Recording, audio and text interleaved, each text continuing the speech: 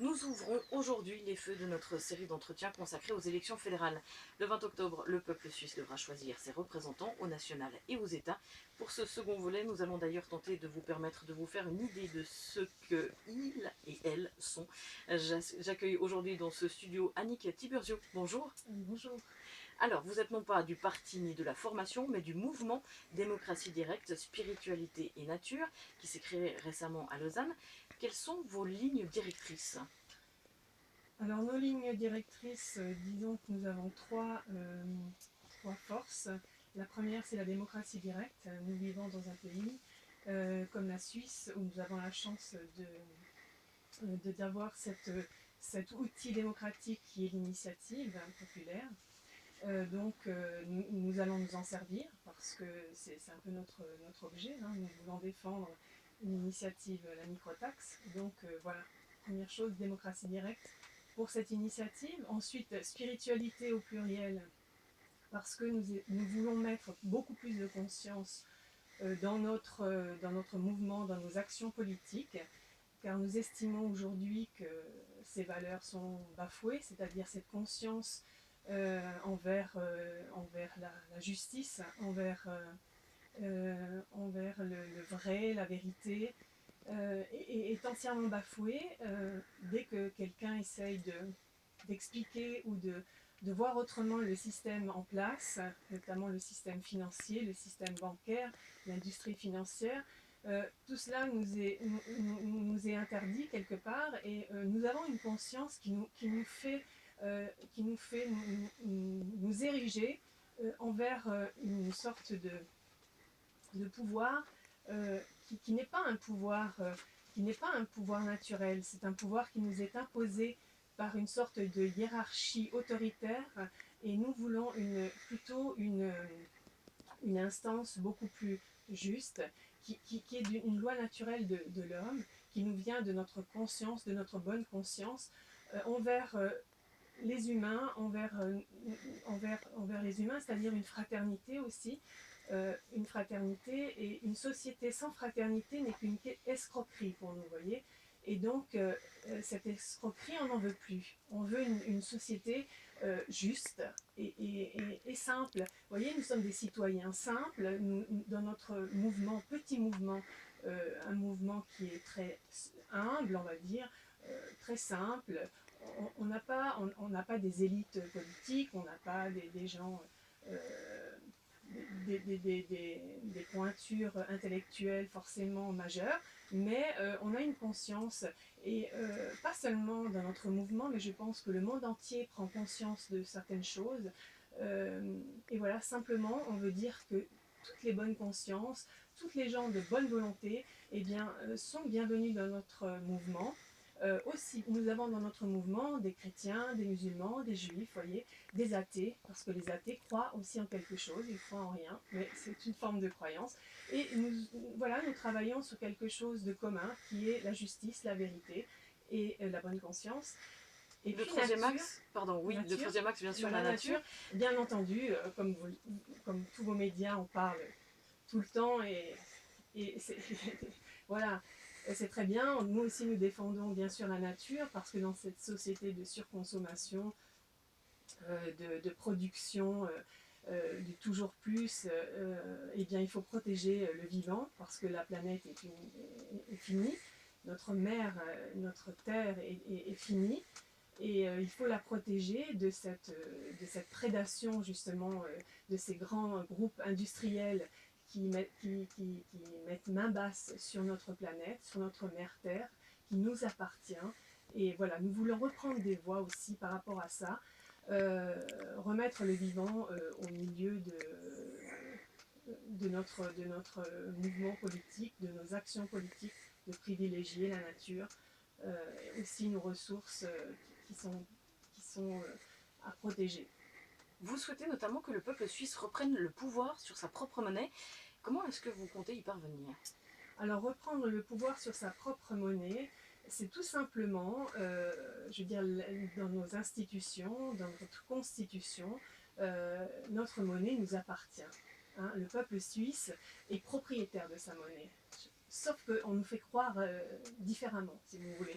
Donc notre monnaie a été piratée quelque part, pour faire court, par toujours cette finance fallacieuse et qui s'empare de notre bien, de notre travail, du produit de notre travail que nous mettons dans nos banques, euh, vous, moi, tout le monde, et reprendre le contrôle de sa monnaie, c'est rebattre monnaie. C'est-à-dire, nous sommes souverains, un peuple souverain, c'est dit dans notre constitution, nous sommes un peuple souverain, et un peuple souverain produit sa propre monnaie.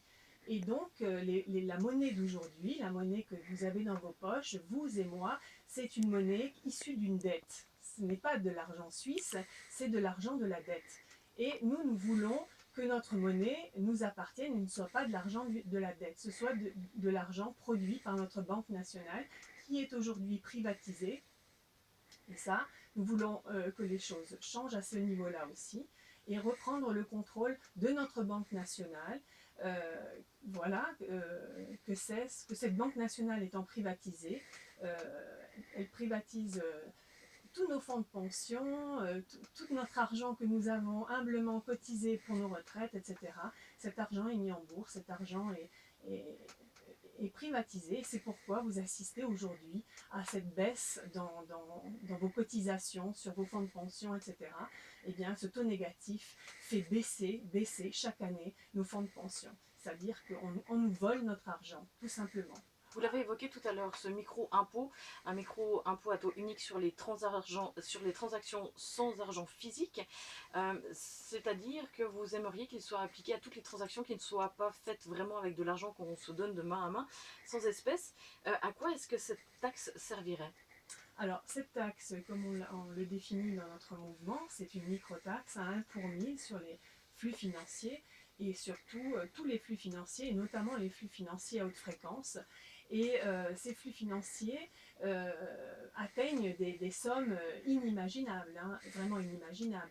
Donc on peut parler de 200 000 milliards qui circulent dans nos banques, hein, sans taxes, sans impôts.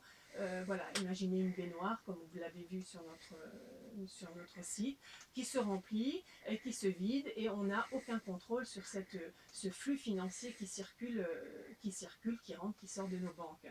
Donc si on taxait 1 pour 1000 cet argent de 200 000 milliards, ça ferait rentrer 200 milliards dans nos caisses et ça repleuvrait toujours sur le même principe constitutionnel, que nous sommes souverains, que le peuple est souverain et que son argent est aussi à lui. Donc cet argent irait de manière subsidiaire à toute l'échelle de la hiérarchie sociale, qui est inversée en Suisse, c'est-à-dire donc arriverait à la Confédération, dans les communes, enfin dans les cantons et dans les communes. Et ça repleuvrait, et ça permettrait de renflouer nos caisses sociales, ça permettrait... cet argent, les cantons les utiliseraient et les communes les utiliseraient à bon escient sur les transports, sur les cotisations sociales, etc. Ça viendrait en aide. L'argent, on peut l'utiliser, il nous appartient, on en fait ce qu'on en veut. Là où il manque, on irait le mettre, tout simplement comme une bonne ménagère gère sa famille, gère son ménage. L'argent nous appartient. Nous sommes en Suisse, nous sommes, comme je disais, nous sommes des rois et des reines, et cet argent nous appartient. Et alors, justement, de taxer ces flux financiers, eh bien, nous reviendrait dans les poches de tout un chacun, du citoyen suisse. Annick Tiburcio, vous travaillez dans le milieu médical, vous êtes instrumentiste en salle d'opération, à l'hôpital de Morges précisément, vous êtes maman, mais ce n'est pas votre personnalité que vous vouliez mettre en avant, c'est vraiment le mouvement, et d'ailleurs vous avez procédé à un tirage au sort, c'est pour aller dans ce sens-là ? Oui, voilà. Tout simplement parce que moi, d'abord, j'ai fait des études de théologie, je suis quelqu'un de spirituel. Pour moi, c'est pas moi, mon ego à mettre en avant, c'est les autres, c'est une fraternité. Moi, les Suisses, ce sont mes frères, c'est une fraternité. Et comme je disais tout à l'heure, une fraternité sans égalité, c'est une escroquerie. Donc une démocratie sans fraternité est une escroquerie. De par ma formation théologienne, je me suis toujours intéressée aux autres, je me suis intéressée à la nature, et voilà. Et donc j'arrive à un âge aujourd'hui où je peux apporter autre chose que d'être une maman à la maison, m'occuper de mes enfants. Je peux donner de mon temps et de mon temps eh bien, à ce mouvement qui m'intéresse et j'ai envie de soutenir les valeurs, les 3 valeurs fondamentales, démocratie, euh, spiritualité et nature. Vous proposez 2 candidats pour les 15 sièges. Il y a 15 candidatures, dont 2 des vôtres pour les 2 sièges aux États.